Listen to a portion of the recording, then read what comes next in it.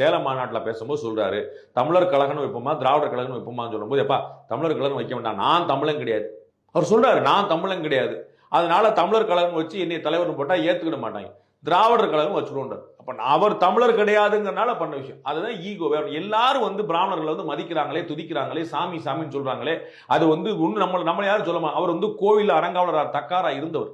பெரியார் அவருடைய ஊர்ல ஈரோட்டுல கோவில் பெரிய பணக்கார குடும்பம், பெரிய கோடீஸ்வர குடும்பம். அப்ப அவங்க எல்லாம் வந்து கோயிலுக்கு நிறைய நிபந்தம் கொடுப்பாங்க, தானம் கொடுப்பாங்க, எல்லாம் பண்ணாங்க. அதனால அவங்க வந்து அவங்க சமூகத்தில் வந்தாங்க. அவரே இருந்திருக்கார். பெரியாரே ஈவே ராமசாமியே கோயில் தக்காராக இருந்தவர்.